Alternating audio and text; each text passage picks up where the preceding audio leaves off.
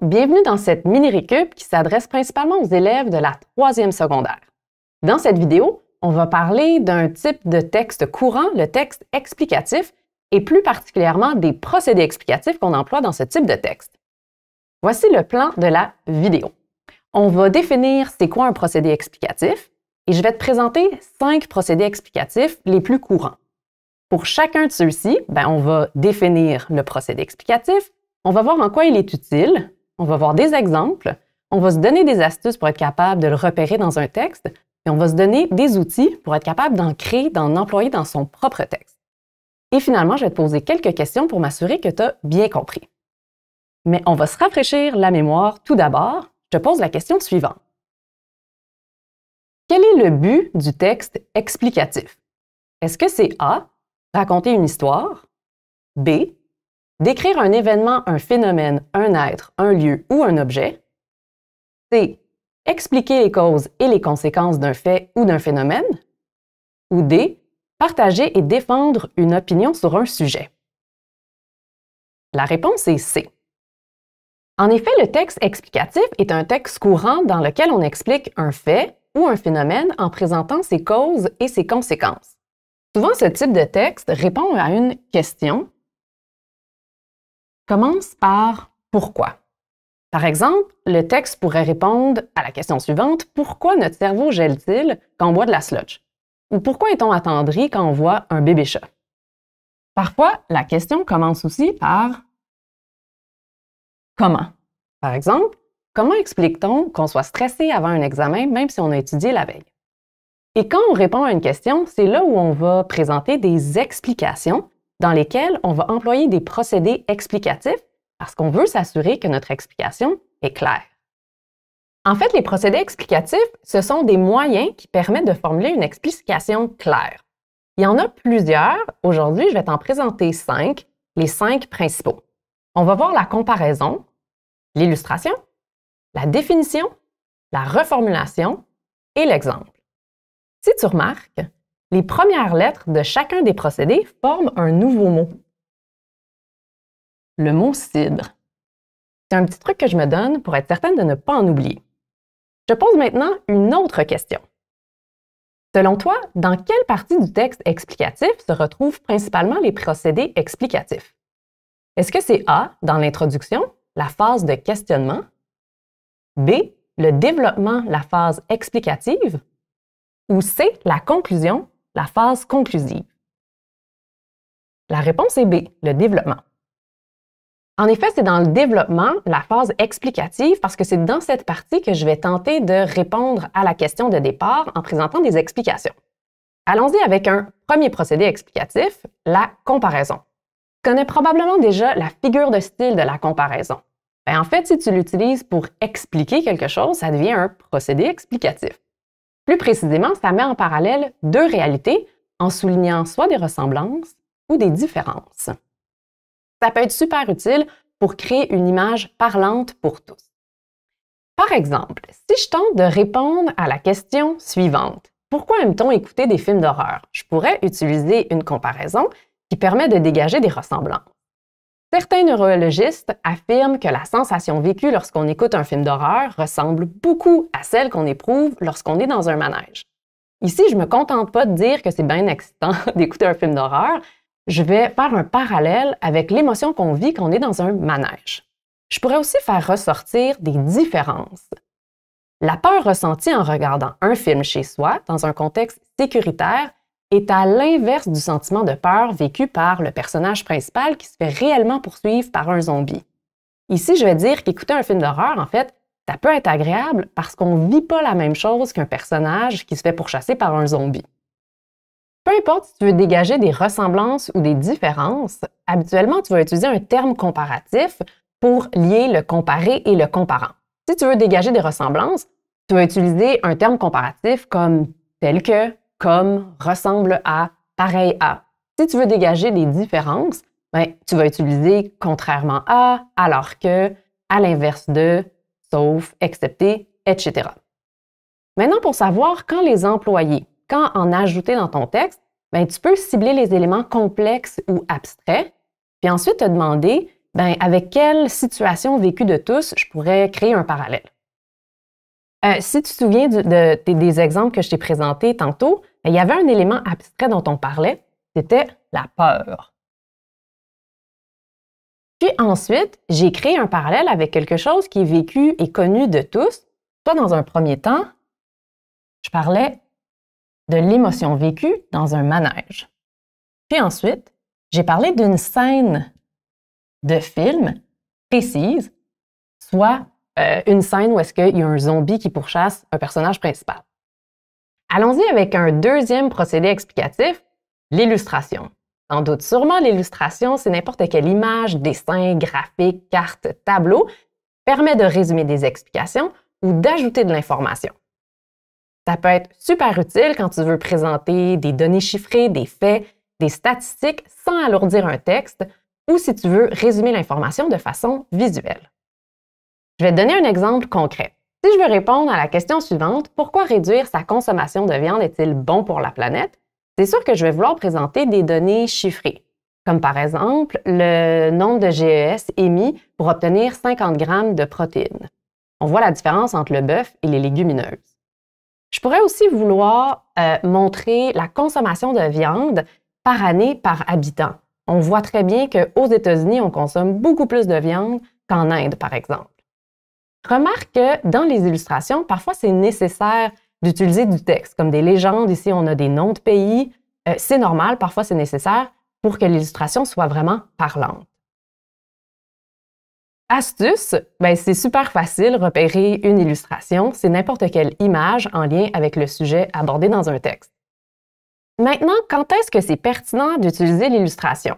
Ben, on peut cibler des pourcentages, des années, des données chiffrées. On peut cibler des régions, des parties d'un objet, les mouvements d'un objet. On peut aussi se demander si c'est possible de regrouper des informations en ensemble ou si c'est possible de résumer des liens logiques cause-conséquence. Voyons maintenant la définition. La définition permet de décrire le sens d'un terme technique ou scientifique susceptible d'être mal compris. Nous, on a fait une recherche sur le sujet qu'on aborde, mais la personne qui va nous lire, peut-être pas. Donc, c'est super important de s'assurer que les mots plus complexes soient compris par tous les types de lecteurs.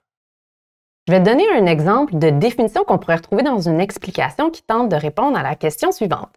Comment explique-t-on que certaines personnes soient somnambules? C'est sûr que je vais vouloir définir le mot somnambulisme, parce que je me dis que ce n'est pas un mot qui est compris de tous, puis en plus, c'est au cœur de mon texte. Donc, ça donnerait ceci.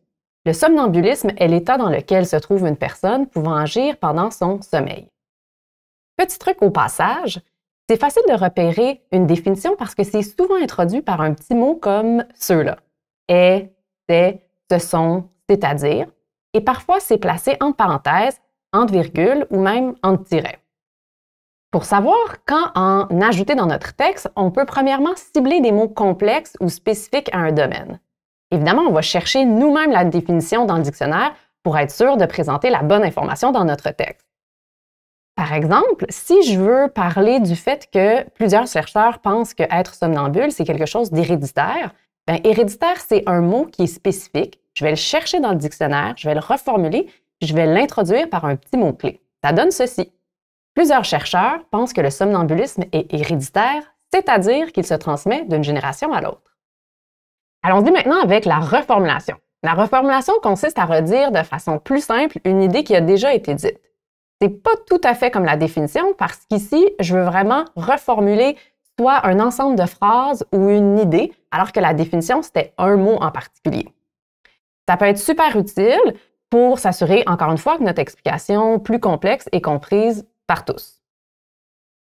Si je tente de répondre à la question « Comment explique-t-on le fait que le miel ne périme jamais ?» je vais vouloir parler de son acidité. Voici un exemple de reformulation. Un facteur qui aide le miel à éviter la détérioration est le fait que son pH moyen est d'environ 4. En d'autres mots, c'est son acidité qui lui permet de se conserver très longtemps. As-tu remarqué que les deux phrases disent à peu près la même chose?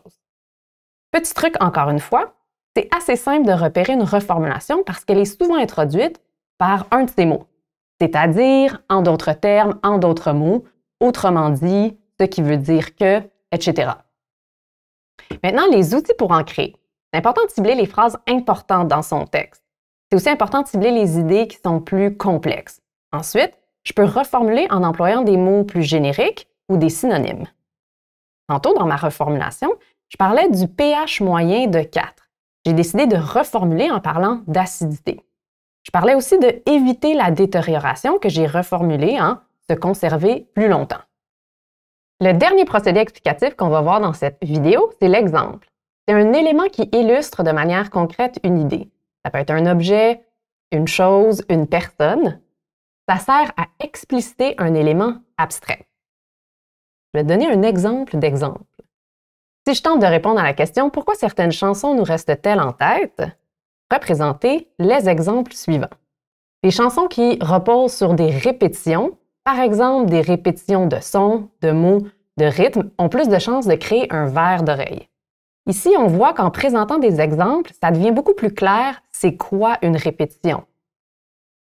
Il y a aussi un truc pour les repérer. C'est souvent introduit par un mot comme « par exemple »,« entre autres »,« comme », et c'est parfois présenté entre parenthèses ou dans une énumération. Pour savoir quand ajouter des exemples dans son texte, on peut cibler les mots plus génériques. Ensuite, on ajoute des exemples précis. Par exemple, si je parle d'animaux de la savane dans mon texte, je pourrais donner comme exemple des lions ou des zèbres. Si je parle d'émotions, je pourrais parler de la joie ou de la tristesse. Et si je parle de groupe sanguin, les exemples pourraient être A positif ou AB négatif. Certains considèrent l'analogie comme un type d'exemple. En fait, c'est un peu la même chose, mais on utilise une image. Je te donne un exemple. Un verre d'oreille peut déranger car un même son se répète sans cesse dans notre tête, ce qui évoque l'image d'un disque vinyle qui saute. N'oublie pas qu'il est super important d'employer plusieurs procédés explicatifs dans un même texte, un même paragraphe et même parfois dans une même phrase. Observe bien cet extrait de texte trouvé sur le site d'Alloprof, plus précisément la fiche « Les mouvements migratoires ». Pourquoi les Canadiens français migrent-ils vers les États-Unis? Au Bas-Canada, les Canadiens français, majoritairement agriculteurs, sont confrontés à plusieurs problèmes. Bon nombre d'entre eux ne peuvent plus subvenir à leurs besoins et décident de quitter les seigneuries vers les États-Unis. Au sud de la frontière, la demande en main-d'œuvre dans les industries est plus forte, ce qui facilite l'accès à un emploi. Dans cet extrait, on a enlevé les procédés explicatifs. Maintenant, on va les ajouter pour voir à quel point ça devient plus clair et plus précis. Dans la première phrase, on emploie un mot plus générique. On parle de problème. On est donc allé ajouter des exemples pour que ce soit plus précis. On parle de surpopulation et de la crise agricole. On est venu faire la même chose avec les États-Unis. On a ajouté des États concrets précis. Puis à la fin du texte, il y a une idée super importante. En fait, on présente une cause de la migration. Donc, on a ajouté une reformulation. Plus précisément, on a reformulé au sud de la frontière par États-Unis et la demande en main-d'œuvre est plus forte par il y a plus de travail.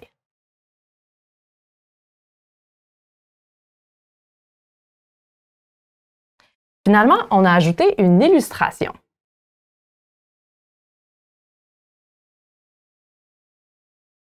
L'illustration permet de, visualiser où sont les états dont on parle. Tu vois, en ajoutant tous ces procédés explicatifs, le texte devient beaucoup plus clair, plus précis, et on a plus de chances de se faire comprendre par notre lecteur ou notre lectrice. On a déjà vu les 5 procédés explicatifs, soit la comparaison, l'illustration, la définition, la reformulation et l'exemple. Je te pose maintenant 3 questions pour m'assurer que tu as bien compris. Selon toi, quel procédé explicatif est employé dans l'extrait suivant? On retrouve aussi des volcans sous-marins, comme le volcan Colombo, situé dans la mer Égée. Est-ce que c'est A, la définition, B, la reformulation ou C, l'exemple? C'est l'exemple. En effet, le volcan Colombo est en fait un exemple précis d'un élément plus générique, soit les volcans sous-marins. Deuxième question. Quel procédé explicatif est employé dans l'extrait suivant? Les décharges électriques sont plus fréquentes et intenses lors de la saison froide. Autrement dit, on ressent davantage les chocs électriques en hiver. Est-ce que c'est A, l'illustration, B, la reformulation ou C, la comparaison? B, la reformulation. En effet, la deuxième phrase dit à peu près la même chose que la première, mais avec des mots plus simples. En plus, c'est introduit par l'expression « autrement dit ». Finalement, quel procédé explicatif est employé dans l'extrait suivant? Le but du cycle ovarien, qui est une succession de changements subis par les ovaires, est de produire un ovocyte pouvant être fécondé. Est-ce que c'est A, la définition, B, la reformulation ou C, la comparaison? A, la définition. En effet, le cycle ovarien est un terme qui pourrait ne pas être compris de tous. On a donc ajouté une définition. Et voilà, c'est ce qui conclut cette mini-récup. J'espère que tu te sens mieux outillé à utiliser des procédés explicatifs dans ton prochain texte explicatif.